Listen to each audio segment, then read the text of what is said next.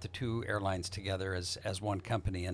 And now we're on to the next phase, which is a big and busy phase in its own right, and that is working on all of the different milestones to fully integrate the airline, but keeping the Hawaiian brand separate, which it will always be. And so it's into a new fascinating period at Hawaiian Airlines now. Well, speaking of period of time, Thanksgiving is normally a busy time for travel. What did Hawaiian experience during this busy time, and how was the first time you being CEO overseeing this busy traveling season? Yeah, I tell you, Thanksgiving's my favorite holiday, and in part because of the role that airlines play in helping get people to their family and loved ones for the Thanksgiving holiday in a very compressed period of time, much more so than the Christmas holidays where the travel is more spread out. And so it was a very busy few days. We flew over 150,000 guests at Hawaiian Airlines in just the last week. And I want to start by thanking the Hawaiian Airlines employees, because many of them worked on the holiday and in the days surrounding the holiday.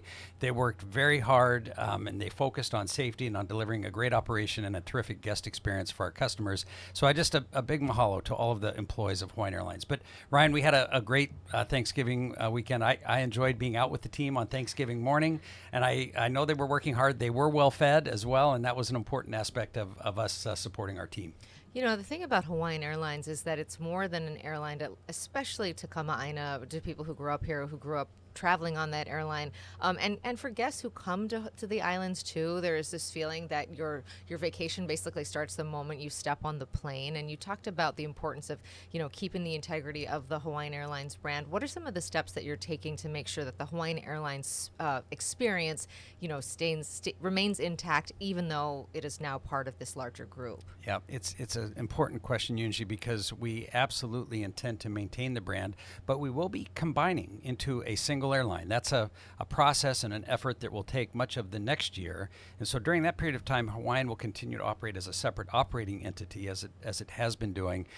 But over the next 12 to 18 months, many of the training procedures, the manuals, all of the sort of processes for running the airline will be blended and harmonized into a single operating platform.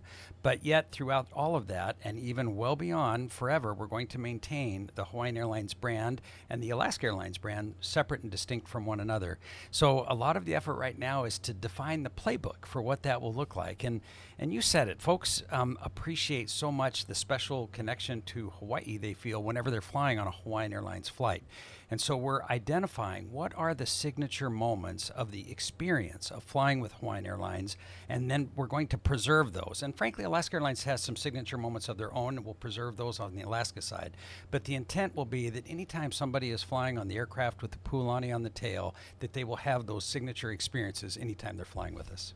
Oftentimes in these moments of transition, there are sometimes some speed bumps. We have gotten some reports from viewers out there who have expressed some frustration with just booking, some going on the Hawaiian Airlines site, but getting an Alaska carrier, and just some complications that they're trying to manage between some of the things that happen when you have these two entities that are now trying to figure out this next few steps and trying to cohesively bring everything together. What can you tell us about some of those miscues and what you're working through during this transition period? You bet. Yeah, and the first thing I would say is I hate to hear that, because we truly want any guests that fly with us to have a smooth and seamless experience from the time of their booking all the way through to the end of their travel. And so I apologize to anybody that's had a rough stretch like that.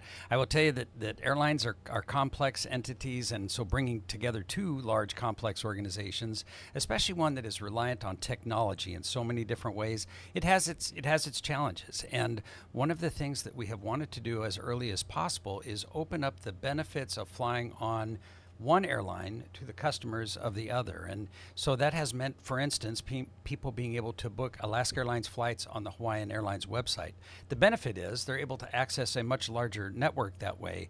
But for the first few weeks here, we're still working out the kinks between some of the travel benefits that you get when you book on one site versus the other. the good news is we will get all of that sorted out over the next several months. And when we do, it will be a powerful technology platform powering the combined airline and that expansive combined network. Yeah, and one of the things about that combination that we were told early on was that there would be new routes, that there would be the benefit of being able to fly to more places from the Hawaiian Islands. That's right. What can you tell us about any news to announce, any routes to preview for us for 2025? The expanded route network absolutely is arguably the best benefit for guests of Hawaiian Airlines, including all the residents here in Hawaii. By combining the two networks, we are able to triple the number of destinations that folks here in Hawaii can access throughout North America by flying just a single airline, Alaska and Hawaiian. So the expanded network is tremendous. We're actually going to be doing more flying with Hawaiian Airlines in 2025. We'll have more to share about that over the next couple of weeks. But the amount of flying that the Hawaiian Airlines fleet is doing is actually going to go up next year. There will be a lot of flights between the West Coast and Hawaii. The neighbor island service will be maintained at significant levels that it is today. And of course, we'll be maintaining all of our service to the international destinations. We're excited to have gone back into Auckland, New Zealand just a couple weeks ago with 3 times per week service. And we're actually taking some steps to make stronger our 5 times a week service to Sydney as well as the Auckland service by doing new promotions to stimulate travel from the Pacific Northwest even through Honolulu and on to Australia and New Zealand. So the benefits of bringing the two networks together, we're just now starting to uncover. When we look at just travel as a whole, one of the things that we always like to do is get an update on how the forecast looks, especially with the routes that you oversee at Hawaiian Airlines, those coming from Asia, coming from the U.S. mainland. Are there any trends or things that you've noticed over the past year or even the past few months that may signify where tourism is heading in Hawaii? You bet. And I'm excited for your next couple of guests that can speak to it much more expertly than I can even after I'm finished. But I will just say, yeah, demand is strong. Demand from North America to Hawaii is very good right now, and we expect that will continue through 2025. Where we've seen some softness in places like Australia and New Zealand, we're excited to try and do some things differently, as I mentioned a moment ago, to stimulate even more travel for folks coming through Honolulu to access those international points while maintaining the international service for folks here in Hawaii. And then, Asia and in particular Japan is something that we keep a close eye on. We will always maintain a healthy level of service to Japan. We understand the importance of bringing Japanese visitors to Hawaii for the visitor industry here in Hawaii, as well as just the strong cultural ties that exist between Japan and Hawaii. So that will be an important market for us. It's not where it was before the pandemic. It's still down significantly from that point. And so that is an area that we are keeping a close eye on.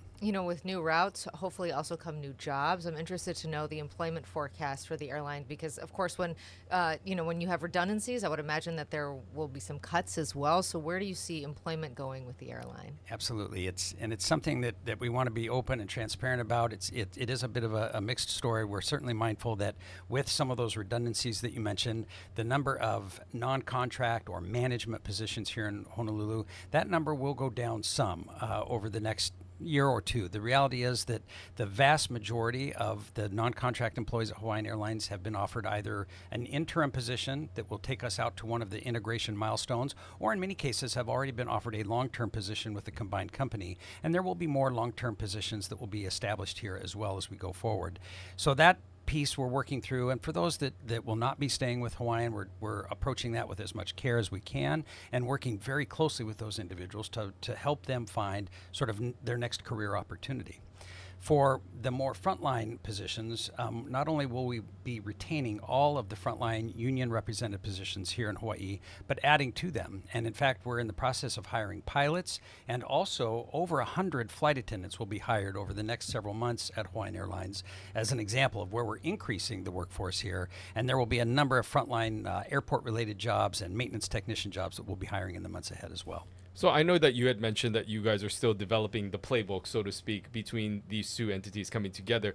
When you're bringing on new positions like flight attendants and pilots, are they undergoing, this type of training and the process that we traditionally saw with Hawaiian Airlines, or is there integration with what Alaska Airlines is used to doing with training their, employees and onboarding process? How are you mirroring those two together? Because I imagine the styles could be somewhat different, and there may be some differences there. But are you still sticking to sort of what was done before when it comes to onboarding and finding new employees? Yeah, it's a great question, Ryan. We are sticking currently with the current hiring, onboarding, talent selection, and training processes that Hawaiian's had in place for many years.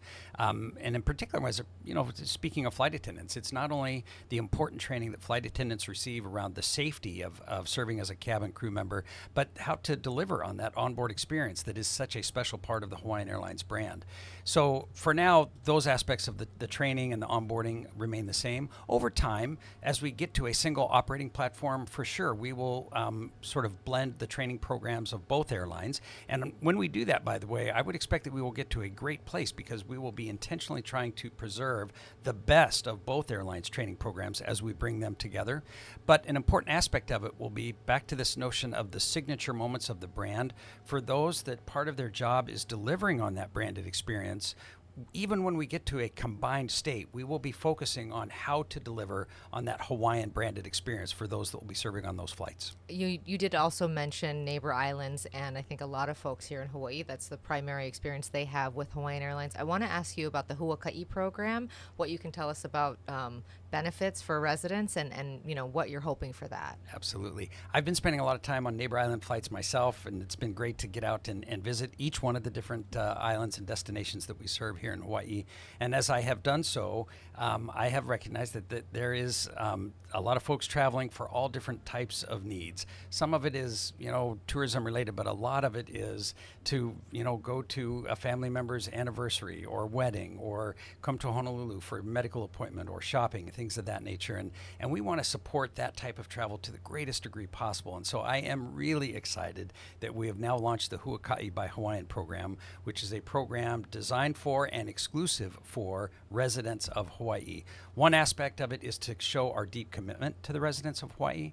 Another aspect, honestly, is to acknowledge that folks here in Hawaii are looking for ways for air travel to be more affordable, especially on neighbor island travel. And that is exactly what the Huaka'i program does by offering a free checked bag and also a quarterly discount of 10 to 20% off of a booking on a neighbor island flight. So the intent is to make it directly more affordable for traveling on Hawaiian Airlines neighbor island. I think that bag will be much appreciated. Yeah, definitely. Or surfboard or golf bag too. Very important with neighbor island travel. I want to talk about aviation as a whole. And when you look at some of the factors that some of the other airlines are dealing with fuel costs, labor shortages, which is not only something that the aviation industry is dealing with, but many throughout the country are dealing with labor issues. But when you're looking at some of these more specific issues that airlines have had to navigate through, how is Hawaiian Airlines faring where some of the other airlines have expressed some frustration? We also have seen some strong movement happening in the Department of Transportation and the Biden administration to help protect travelers, to help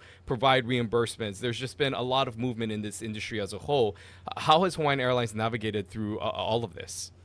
Well, I think you raise a good point. The airline industry is complex. It is heavily regulated, despite being in theory deregulated. It's still very heavily regulated. There is a lot of scrutiny on the airline business, as there should be. It's an industry that does a lot for the U.S. economy. It does a lot for obviously the millions and millions of folks that fly on the airlines every year. So it's worthy of scrutiny, and it's not an easy business, to be honest with you. I think it's an important reason why, as you look at the industry, you have to consider the size of some of the airlines. And over the last 20 years, the big four airlines have sort of consolidated and become so much bigger than they ever used to be, such that they now control over 80% of the U.S. airline market. So Alaska Airlines, before the combination with Hawaiian, was the fifth largest airline. Hawaiian was even further down in the size list than that. By coming together, we'll still only be the fifth largest airline, but we will be a much more robust fifth place airline and better able to compete with those big four airlines. And so I think that's an important aspect of how Hawaiian Airlines is navigating through this. Together with Alaska Airlines, we're going to do a great thing for our customers. We're going to have the best loyalty program in the business, an expansive network. And I think when we do that, when the government's thinking about are the airlines doing enough to take care of consumers, we can say, look, just our basic model is to take fantastic care of our guests, and that will satisfy any sort of consumer relations type concern that the government may have. You know, the legislative session is coming up, and we are expecting, the governor has said that he will be pursuing the green fee in some way or another. This is a climate impact fee that he hopes to designate some of that money to, the effect of tourists on the environment, and then potentially also to shore up the insurance market in Hawaii, which has gone through a lot of change in the last 2 years.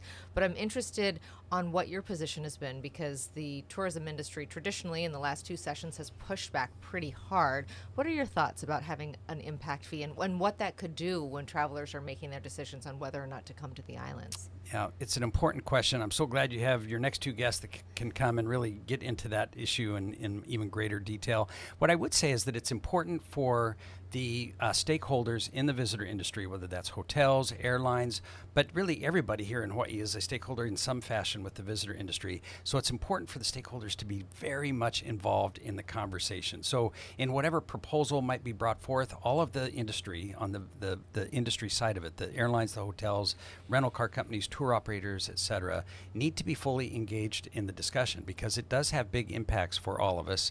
I think there are models out there that can work in terms of offering ways to not only fund tourism promotion, but also help with tourism management, which is an important sort of emerging aspect of how we create the best possible experience for residents of Hawaii, but also for visitors to the islands. And so I think for now, we want to learn and understand what the proposals look like, and we will be engaged in that conversation.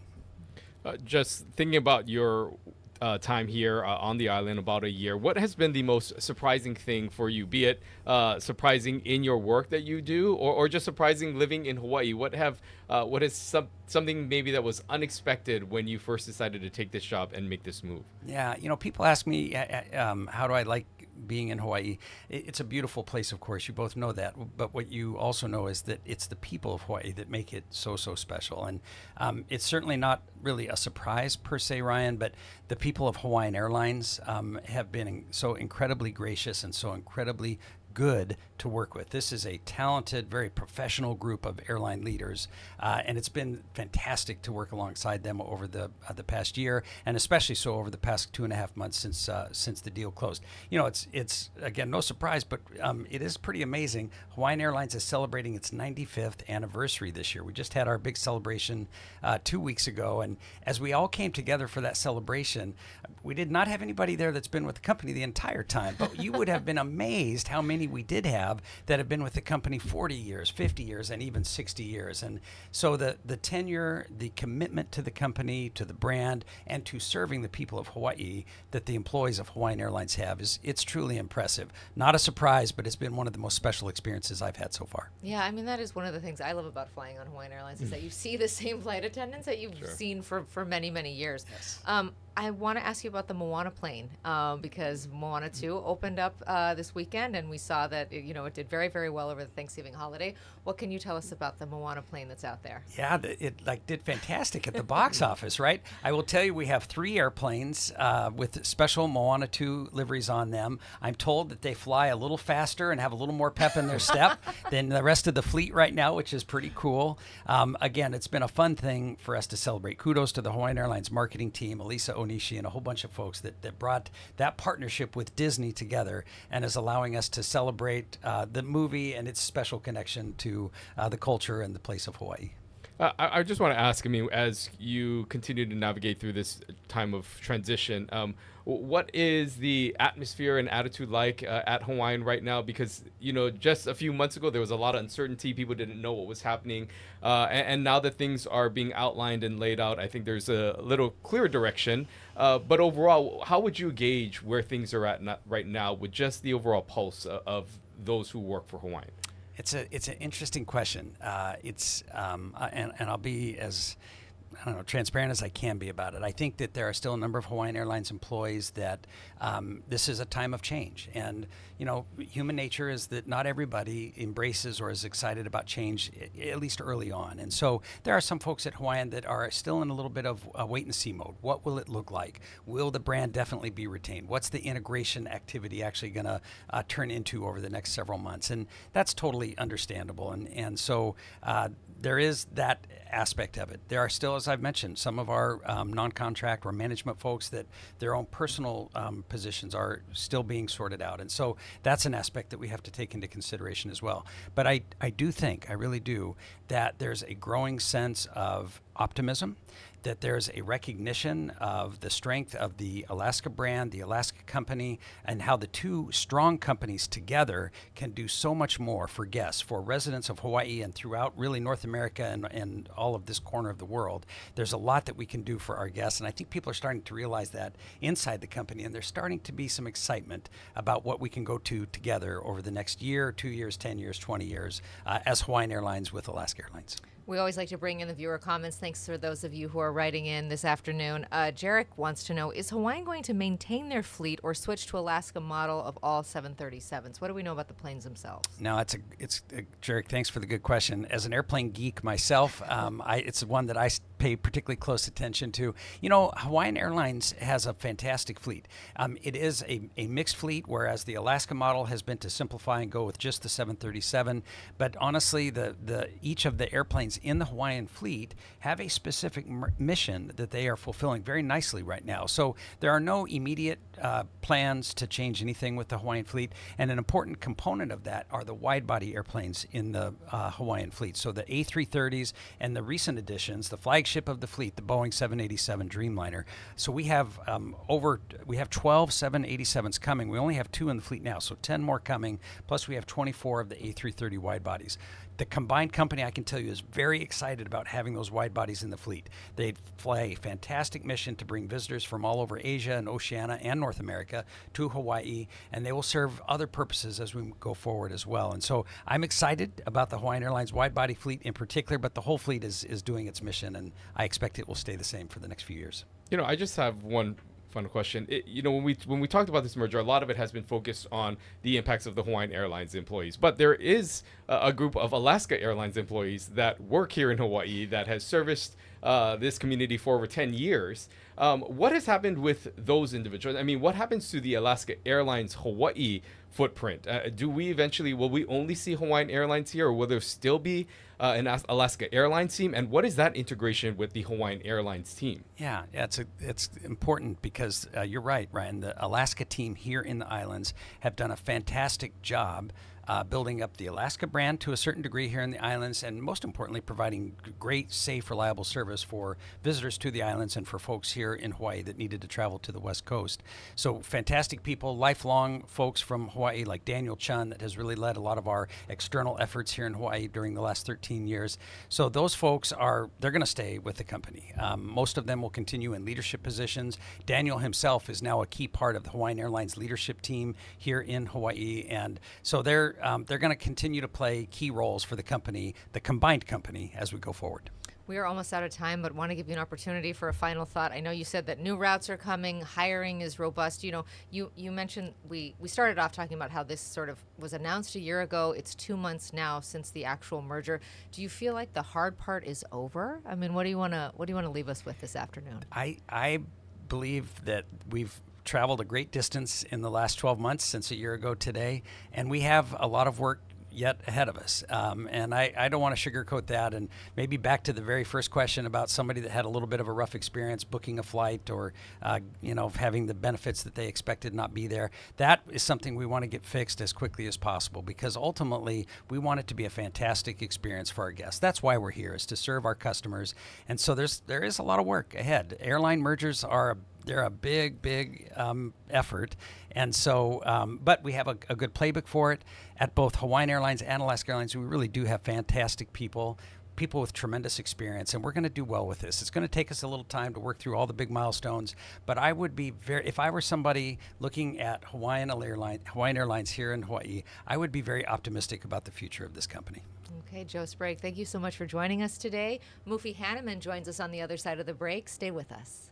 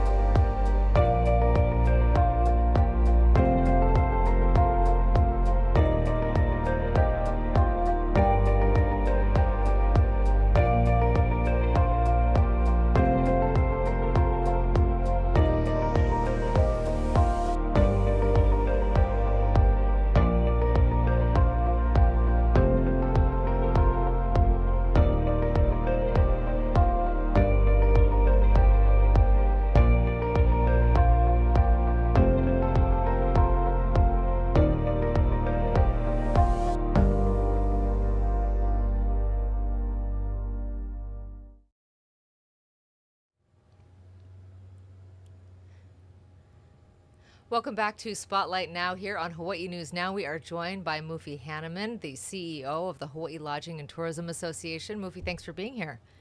Chair of the board. Sorry, and also chair of the HTA board. So HLTA and HTA, a lot of tourism responsibilities in your corner. I want to ask you first about what we just heard from Joe Sprague over at Hawaiian Airlines. From where you sit and the people that you represent, how has the merger gone? Yeah, well, I'm happy to be part of the Joe Sprague show today. That was very insightful.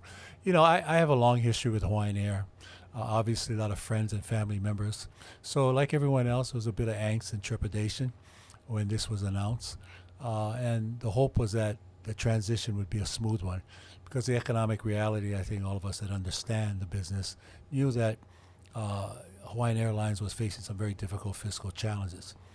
Fortunate for us that an airline like Alaska stepped in that had a track record of over a dozen years in Hawaii, and they did a pretty credible job. So I like what I'm hearing. I think Joe's trying his best at a very difficult time. And I think every time that you have fresh eyes, if you will, that come in, then there's a chance of probably of improving on what's been done before, and then maybe opening yourself up to new opportunities, new challenges. I think the bottom line is we'd like to see people from Hawaii be employed as much as possible. When I was the director of DBED under Governor John Waihee, Hawaiian Air was on the brink of bankruptcy back then. So I put together a loan guarantee program working with the legislature that bought some time for Hawaiian to reorganize themselves, and they stayed afloat for quite a while. So I'm hoping now that that will happen. Now there's some expanded routes that are going to come into the system that should benefit Hawaii people. But I think making sure that the neighbor islands are served and serviced well. I think it's going to be important, as well as the inter-island travel from Oahu. And then you look at key groups that are looking at Hawaiian Airlines to continue to have those kind of service or expand.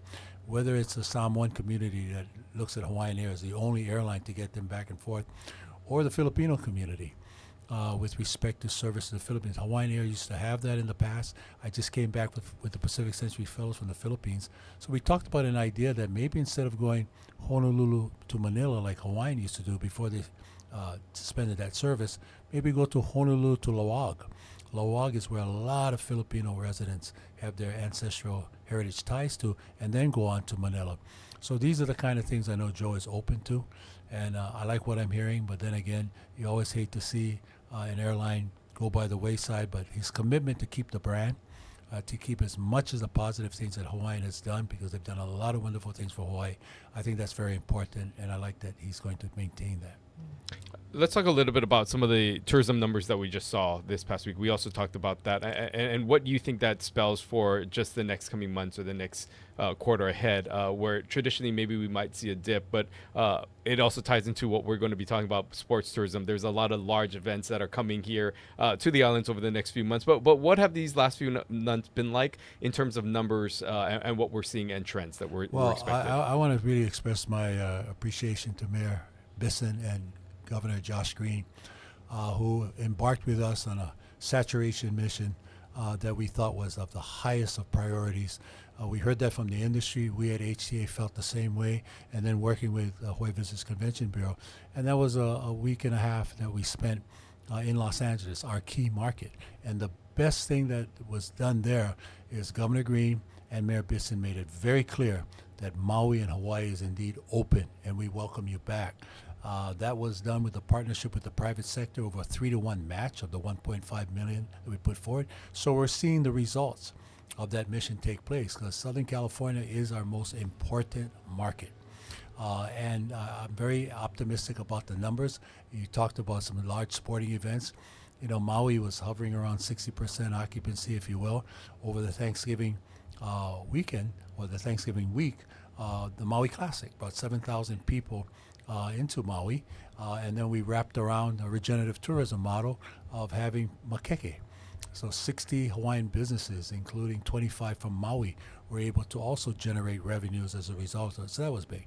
Now we've got the Honolulu Marathon that's going to bring in not just Japanese visitors here, but this is the biggest increase that they've ever had with runners from the continent coming to Hawaii, over 30%. And it's increased with our state local participation some 40%. So sports is a very important model and a strategy for us to bring tourists back here. But at the end of the day, it takes a very heavy saturation of working with the private sector, co-op, marketing, what have you, and at the same time involving our key elected officials to be able to say the things that show that there's a commitment with the private sector, the public sector, on behalf of the people of Hawaii, to open up our largest economic driver, which is tourism. Yeah, let's talk a little bit more deeply about sports tourism and why you think that that is such an important area for potential growth for us. Why have you sort of focused in on that? What do you think is the economic benefit and the potential, and why should folks who are maybe not interested in running in the marathon or watching the Maui Classic, why should they be invested in this new area? Well, if you talk to any person who's involved in something that a guest of ours would do while they're here, whether they're eating at a restaurant, whether they're staying at a hotel, whether they're shopping, what have you, it's always brings a bigger smile to their face when they know that visitors are here for a specific purpose. And these sporting events not just benefit visitors that come here, also our local people. When the Pro Bowl had its major run here, that was a great example of something that local folks would look forward to the year. So now we have the Sony Open, we have the Honolulu Marathon, we have the Maui Classic. All these things indicate that sports tourism is something that we should continue to drive. I happen to sit on the Travel Tourism Advisory Board, a national tourism board in Washington, D.C. They have said to us, and we come from all over the country, 32 of us, that sports tourism is what we should do. They're looking at L.A. as the model. They call it L.A. 28, which from now to 2028, they're going to have the Super Bowl, they're going to have the World Cup, they're going to have the Olympics, all coming to Los Angeles. And they said to you folks better all have a strategy to try to take advantage of this, because at the national level, we're going to try to make it easier for people who are athletes to come to our country. And secondly, we want to put some money behind that. Hawaii is in a prime position, Yunji, to take advantage of that because of our location. So we're already putting together plans for athletes that need to go from Asia to California, stop in Hawaii. Stop in Hawaii, where we can give you an opportunity to rest up, to get ready, to go on to Los Angeles. Perfect place to do that. We have the facilities. We have people that will welcome you here, because we love when athletes are in town and they give us an opportunity to watch them play and engage. So all these things are very, very important. So it's a proven economic generator. At the end of the day, to me, you need the following for sports tourism. I call it the 2 F's. Number one is facilities. So it brings a question I think that you folks will want to ask about the Aloha Stadium. Yes, that needs to be done sooner rather than later. It's a shame that it was taken down without a replacement in place, which is usually done in other places. That being said, we just got to move forward. But having said that, we still have other fine facilities that can augment or complement or enable us to do things as opposed to having a major sports facility. So I think we need to avoid that. The second thing is funding. And I need to say again, $70 million in borrowing a line from Hall & Oates, one of my favorite groups. No can do. I can't go for that. No can do. No can do it. We can't do sports. We can't increase marketing monies. We can't increase destination management, which we want to do more, managing tourism, without an increased budget. So those are two things. Then the other thing is you got to be creative. When the Pro Bowl wanted to pull out of town, I said to Governor White, hey, we don't have Disney. We don't have the city of Orlando with ABC and all that. What we need to do is turn to the Hawaii tourism budget. At that time, we ran to the Hawaii Visitors Bureau to do that and call it sports tourism. And basically say that this is how we're going to market Hawaii, that we're going to, let's talk about the game being here, but the additional exposure that we get as a result here, so that people are looking at us in the dead of winter can go, I want to book a flight, I want to get to Hawaii sooner rather than later. And then the other thing too is what I talked about is collaboration. Is collaborating, whether it's with Los Angeles in this case here, or collaborating with teams that want to come here. When we were in Southern California, Los Angeles Rams made it very clear to us they want to adopt Maui. They want to come home, and not just because of Puka Nakua, but they love coming here. The owner, the president, the coach, all vacation on Maui. So we're working on a proposal right now with them to bring them here in the off season. not to play a game because we don't have an Aloha Stadium facility, but to do their practice sessions, which they could do very well on Maui. They have the facilities there to do that. So look for a big announcement coming soon as we work on that proposal. Yeah, we'll keep an eyes and ears peeled out for that. But when we talk about Aloha Stadium and the integral role that it plays in sports tourism in order to attract some of these larger venues, there have been conversations about the current plans and the budget that has been allotted for Aloha Stadium. Do you think that what is currently on the docks is acceptable for what they have planned for Aloha Stadium? Or do you think that the state should continue to go and find outside sources of money, as the governor has said, some private donors and investors to help elevate and be able to expand the current plans for Aloha Stadium? I wish they were talking about a 40 to 50,000 seat stadium. I really do, because it's not just sports. There's concerts. There's the Bruno Mars of the world, Dua Lipa, that would love to come to Hawaii, I believe. So having said that, it is what it is. They're talking about 25,000, maybe 30,000 max. I think what has to be done is exactly your second point. We need to just get out there, say we're going to do this, and seek private partners to do that. We need creative champions at the table to that. I mean, we are a brand state. We are, people know that Hawaii is a great place to have sporting events, to come here. And I really believe that's what needs to be done. If the state has a finite amount of money, then let's do a collaborative effort, get some of our best minds at the table who know how to market, have the relationships, and bring the folks here. If it's a naming right for Aloha Stadium to have that. Take advantage of transit-oriented development. You have the rail running through there. That was the whole reason why we did that, to go through Aloha Stadium, to be able to connect east and west here, north and south, what have you. But that being the case, the marketing aspect of trying to do that now as opposed to build it and then figure out how you're going to pay for it, what have you, those are very, very important things to do. But there's no question, the sooner we put our arms around this, set dates, adhere to those dates and deadline, and make it happen, the better off we'll be. I'm interested to know, in the meantime, without a stadium, there are other events. You mentioned the marathon, the Maui Classic. We also have the Ironman on Hawaii Island. I mean, there are already sort of existing events, but how much can we use our natural environment to uplift some of our surf competitions, for example? Or what are we sitting on that we haven't really capitalized in the right way? Well, I think, and that's the beauty of Hawaii. We can do so many things here to take advantage of our natural environment. I think we've just scratched the surface on surfing. And Kalani will talk more about that, because at HCA, he's the staff person that's been coordinating a working group in that area. I think that area, too, can use a lot more help and promotion and activity. We can also do this with the tried and true, if you will. Soccer is another big sport, and we have really good soccer facilities throughout the state. Youth sports would help us in that regard. I take a basketball team in the spring to Roseville, California. Who's heard of Roseville? But they get nearly 200 clubs from across the country that descend on the spring weekend to play there. We could do that with our convention center. One of the best things that happened recently, we announced 45 new pickleball courts. So that's an opportunity also now, if you engage in Japanese tourism, to do a Japan-Hawaii pickleball tournament. Maybe it could rival the Honolulu Marathon. But there's no question that our outdoors lends itself to a lot of outdoor activity, whether it's ocean sports, whether it's things that we can do with tried and true events, whether it's soccer, whether it's rugby, these things that we've just scratched the surface on. We can do that here in Hawaii.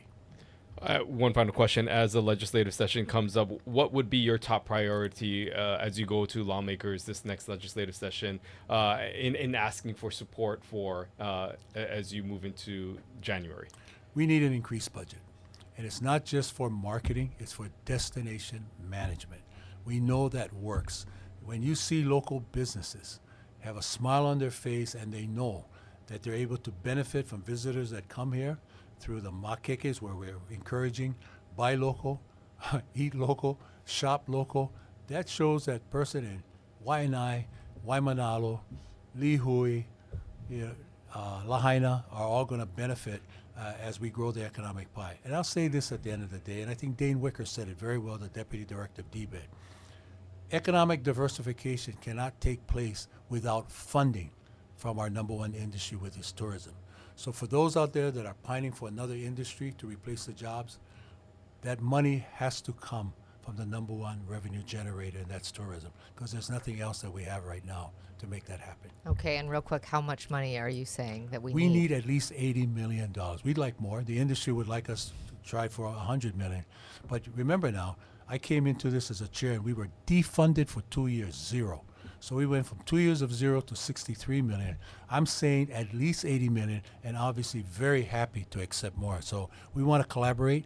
We believe we can justify that additional funding, but there's no question at the end of the day, without tourism, you're not going to have Alaska and Hawaiian Airlines be able to continue to fly people here because they need the guests to come here. And we are at the forefront of saying to people, we're open. It's the people, the place, the Hawaiian Islands. We're magical, and we welcome you here, and our people will be gainfully employed as a result of that. Okay, I feel like we know what the legislative session is going to sound like. We'll be right back after this with another guest talking tourism. Stay with us. We'll be right back. From the moment you wake up. Hawaii News Now brings you the stories that impact your day. With more on the breaking news, we go live to Casey Lund. Ready with the push alert? I'm going live. We have an update to the breaking news we brought you this morning on Sunrise. Okay, guys, as soon as this wraps, toss to Mahia. And we've been covering this story all day. Now we go live to Mahia for a new development. Stand by for breaking news. They just captured the suspect. That's confirmed? Yes, sources just confirmed it. The news you need the moment it breaks. Here on Hawaii News Now.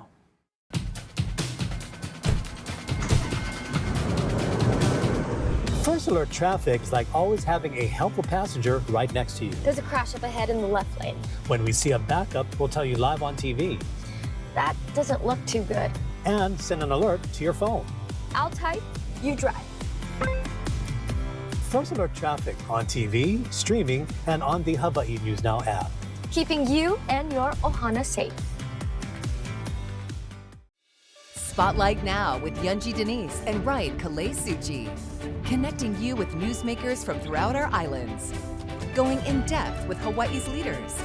And taking your questions live. Spotlight Now, where Hawaii comes to talk.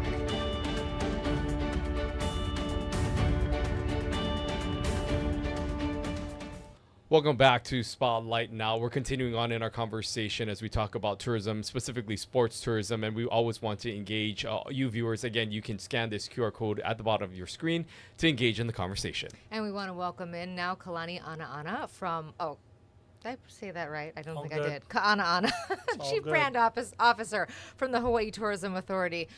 You just heard from Joe Sprague and from Mufi Hanneman their thoughts about the merger. I want to get a quick take from you, and then we'll get into the sports tourism. From where you sit, from HTA's perspective, how has that gone? Yeah, I think what I'll say is they said it all. At the simplest form, I think what I'm committed to at the Hawaii Tourism Authority and what we're committed to is making sure that service exists for us as Kama'aina, to see friends, welcome our kids home for the holidays, etc. This service that we get from the airlines is a benefit of tourism that we often take for granted. And so the connectivity that we have, the direct city pairings that are available to us as Kama'aina really are a benefit of the visitors that do come. And so I think for me, it's making sure that we protect the air service that we have, not only because of our economic needs for those visitors here, but also for us as Kama'aina to go enjoy and huaka'i ourselves and go out and do what we need to do. What would you say when you're looking at sports tourism specifically? Is there one specific sport or sector or region that will become the primary focus going forward in the next few months and maybe in the next year?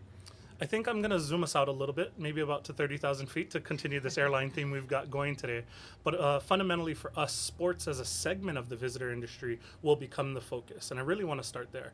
Chair Hanneman mentioned his work on TTAB, the Tourism Travel Advisory Board in DC. But really, I think the decade of sports tourism has been named by the U.S. State Department. Travel USA, Brand USA, U.S. Travel, and Brand USA have made them a priority and will continue to do so.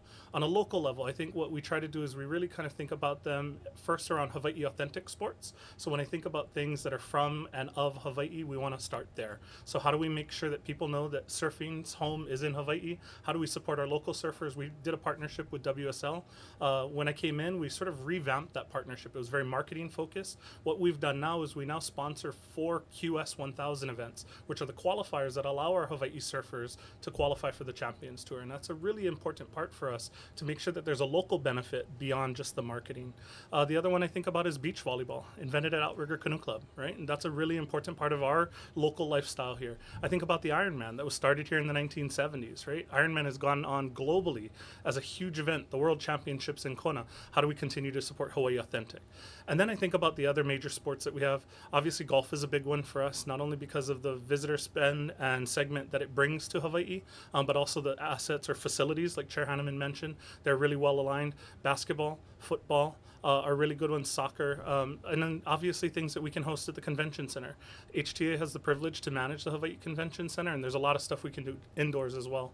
Yeah, tell us a little bit more about that, because I don't necessarily just think of the convention center as a sports venue. I think of it as a meeting venue. So how can you turn that into a sports space? I want to say we've been doing it for a while.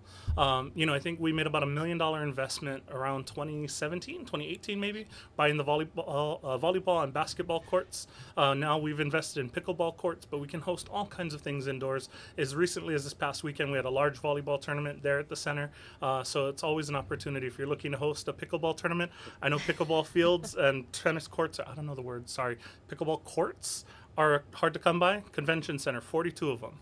Wow, 42. Yeah. When you talk about some of the successes, though, that we have seen already with some of the things that you have already mentioned, I'm wondering, how do you begin marketing it to different segments or other markets? Because we heard from Chair Hanneman talking about the upcoming marathon, right? And just how Japan is coming back, and how we also have seen an increase in mainland travelers. But are there other markets of areas where you can key in on those already existing and established events, and try to find the other markets that may have a valuable place in it, or might find it appealing?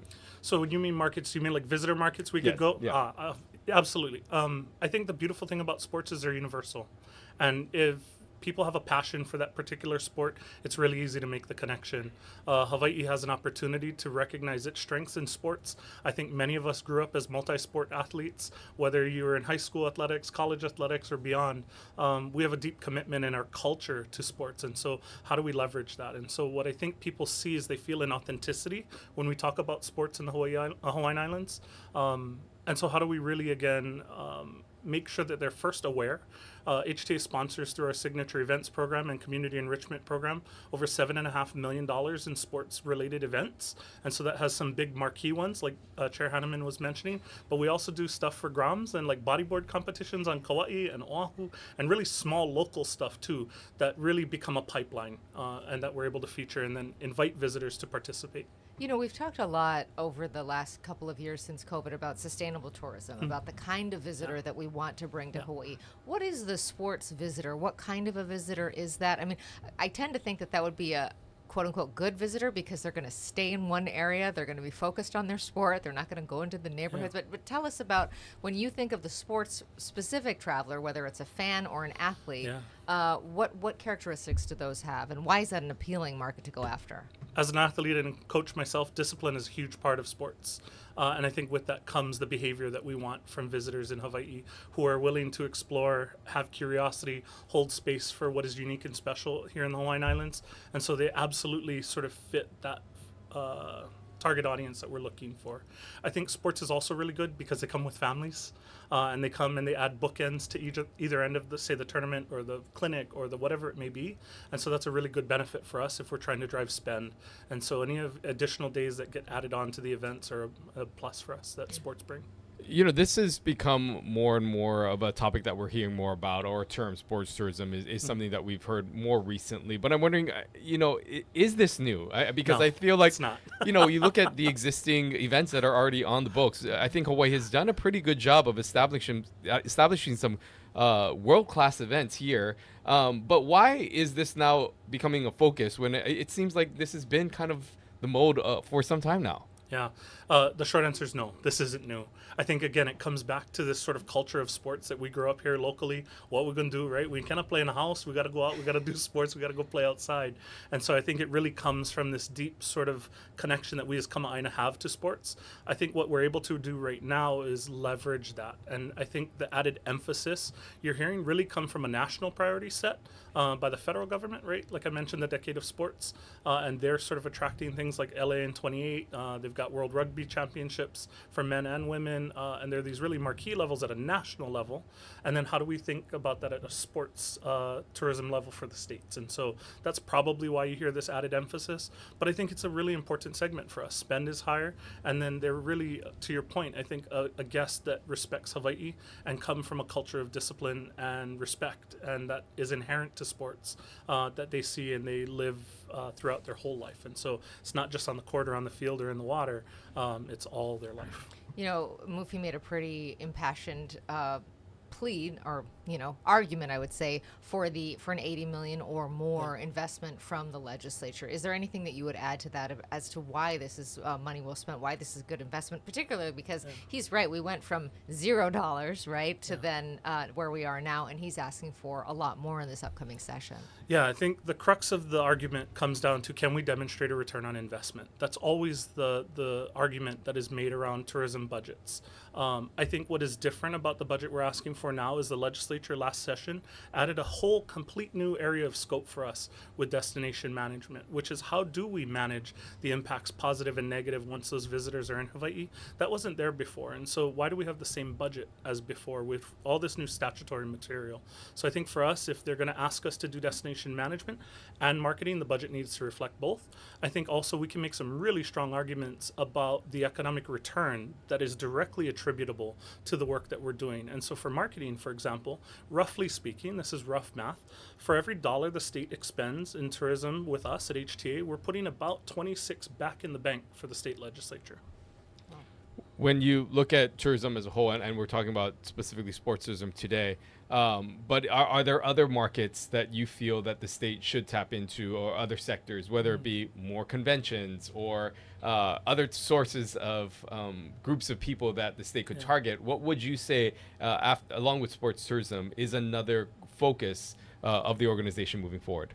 I think for me right now, we've got to get back to fundamentals. Certainly we can look at those growth opportunities, but some of the challenge that HTA has had over the past years that Chair Hanneman mentioned was we were defunded for 2 years, right? And that put a hamper on our ability to do fundamentals. And so I think what I'm really focused on right now at this moment is getting back to those fundamentals in our core markets, US West, US East, and Japan. So interesting. All right, final thought. We're out of time, but what would you like to leave us with this afternoon? Have a great holiday season. Enjoy. We get to live in the most beautiful place on earth. We get to share that with visitors, but don't forget to enjoy it ourselves as Kama'aina first. It's such a good point. My husband always says, why do we need to go anywhere? We live in paradise. Stay with us. We'll be right back after this.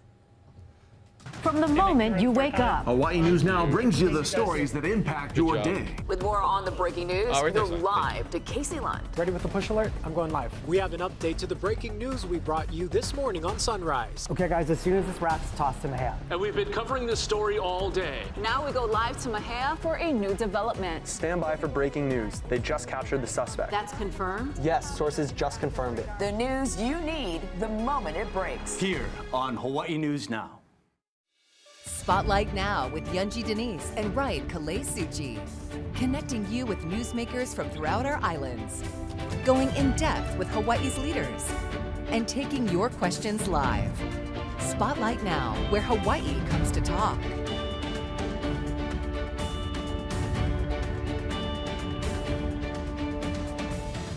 We want to thank our guests for joining us here on this conversation. Of course, we started the day talking with Hawaiian Airlines. And interesting to note, today marked the 1-year anniversary that Hawaiian Airlines and Alaska Airlines announced their intention to merge together. And so it was great getting an update from their new CEO about some of the challenges that continue to exist. He says that there are some things that they're still working through, some kinks in the system, especially when it comes to the registration end. But you heard from him that this will be a top priority moving forward, as he recognizes that this could be a frustration by many of their guests. Yeah, and 2 months since the actual merger, fully went into place, and they're still working out those kinks.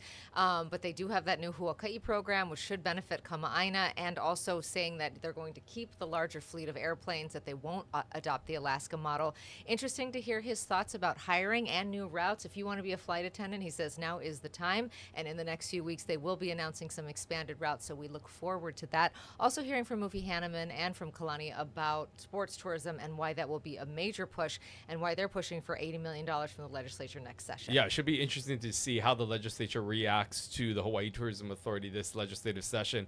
Of course, coming from, as we mentioned, where it started just a few years ago, not getting funding, to being able to receive that funding, but now potentially asking for more money to be able to expand upon things like sports tourism, which they see as a viable future for the sports industry. Tune in next week where we have another great show planned. That's right. We have the head of OHA, Stacey Ferreira, is joining us, along with Kali Watson from Department of Hawaiian Homelands. We're going to be hearing about updates from both agencies. Make sure to join us then. Until then, have a great week. Aloha.